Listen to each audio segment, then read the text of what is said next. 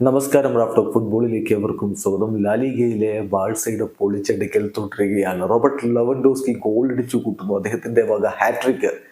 Raphinha എന്ന നായകൻ step-up ചെയ്യുന്ന കാഴ്ച, 2 അസിസ്റ്റുകൾ അദ്ദേഹത്തിന്റെ വക ഈ മത്സരത്തിലും പിറന്നിരിക്കുന്നു. പൊളിച്ചെടുക്കുന്ന ബാഴ്സയാണ് നമ്മൾ കാണുന്ന. അലാവസിനെ ഏകപക്ഷീയമായ 3 ഗോളുകൾക്ക് തോൽപ്പിക്കുമ്പോൾ റോബർട്ട് ലെവൻഡോസ്കിയാണ് അവർക്ക് വേണ്ടി 3 ഗോളുകളും കണ്ടെത്തിയിരിക്കുന്നത്. മത്സരത്തിൽ ബാഴ്സയുടെ മുന്നേറ്റങ്ങൾ നയിച്ചുകൊണ്ട് ആദ്യ 11-ൽ റോബർട്ട് ലെവൻഡോസ്കി, അദ്ദേഹത്തോടൊപ്പം യമാലും റാഫീഞ്ഞയും പിന്നെ ടോറസും ഉണ്ടായിരുന്നു. കളിയുടെ 7-ാമത്തെ മിനിറ്റിൽ തന്നെ റാഫീഞ്ഞയുടെ അസിസ്റ്റിൽ നിന്ന് റോബർട്ട് ലെവൻഡോസ്കിയുടെ ഗോൾ പിറക്കുന്നു. അതായത് ബാഴ്സലോണ ആധിപത്യം അവിടെ മുതൽ പുലർത്തുന്ന ഒരു കാഴ്ചയാണ് നമ്മൾ കണ്ടത്.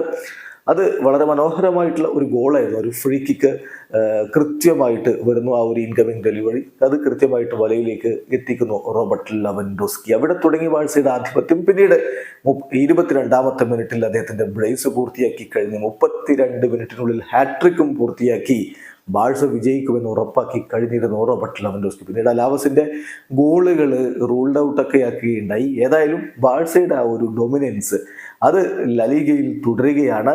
നോക്കുക, 9 കളികളിൽ നിന്ന് 24 പോയിന്റോടെ 1-ാം സ്ഥാനം കൊണ്ട് ഇന്റർനാഷണൽ ബ്രേക്കിലേക്ക് പോവുകയാണ് ബാഴ്സ. റയൽ മാഡ്രിഡ് 9 കളികളിൽ നിന്ന് 21 പോയിന്റുമായിട്ട് ഇപ്പോൾ 2-ാം സ്ഥാനത്ത് നിൽക്കുകയാണ്. ഇവിടെ അവസാനിക്കുന്നു.